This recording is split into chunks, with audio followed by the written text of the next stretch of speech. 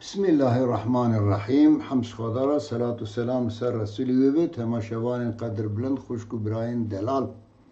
خدای تعالی دو سوره آل عمران آیت 134 دا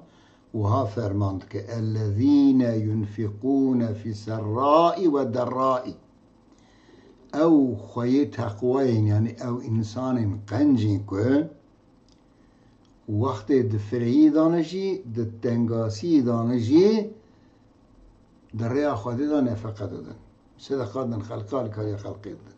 یعنی هم دولمندن، مالی وانه، ملکی وانه دکارن بدن دادن، همجی فقیرن، شوشه که اوا وانه اوی نیوی وی شوشه شی دکن ده جیرانه خواهی برچی. دورا پیغمبر علیه السلام گوتی چه؟ گوتی او کسی زکی وی تیر بر رازی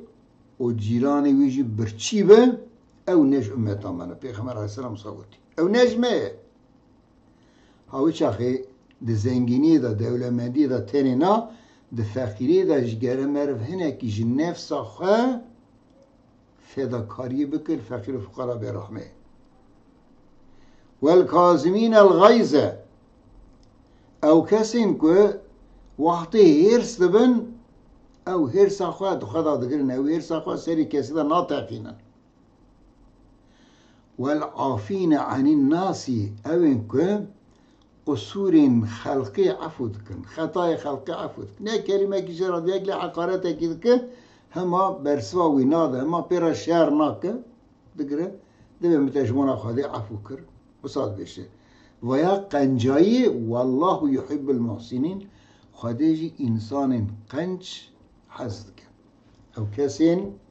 دولمندی و فقیری خدا، فرهی و تنگاسی خدا نفقات ده علیکاری خلقی ده لهر ساخواه غضب خواه دبا خواهی سر خلقی دا پرچه ناکل، خلقی ظلم ناکل، عاجز ناکل و خطای خلقی جیران خواه، دوست و حوالی خواه، اقربای خواه، مالبات خواه، خطای وانش عفو ده اوانا را جیراتی گوتن انسان قنج. خدای تعالی جی جوان انسان قنج هست که اگو تنگاسی دا جاره کی دویجه ده شره کی دا صحابی که کرام دویجه دوی گره آپی من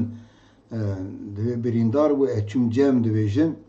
اچم جم مدید یعنی امرینه یه دوی مگو گل اشترا چه لازمه تشتی که اشترا بکم هی دویش مرا گو آو بده من دوی از روی میشه را آوانی تامدم دوی یکی دنه گو آو دوی اوی دوی خاگر گو جوی را ببر کم گو هنه کی بخواه ببم گو نا جوی را ببر گو از روی مچو سری بی بلند کر گو یه ایساسی اویش گو آب بدن من گو اویش گو ناخم جوی را ببر گو از روی سری ایساسی وفات کربو گو از روی جمعه دودیا ویشی وفات کربو گو از روی ایساسی ای اول یعنی کره آپی خواه گو از چون بدی ویش وفات کربو ده سکراتی دابونجی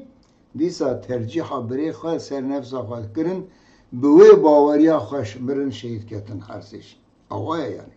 تنگاسی و فرهی دا جبو انسان خواهی ایمان کامل مهم ننه مهم اوه هر وقتی بکار به عادل به هر وقتی بکار به سنر خواه هرسا خواه زفت بکه هر وقتی بکار به در و جنان خواه اقربای خواه حوال خواه دوست خواه حتی خلق خریبی لی حقارت که جوان بکار و عفو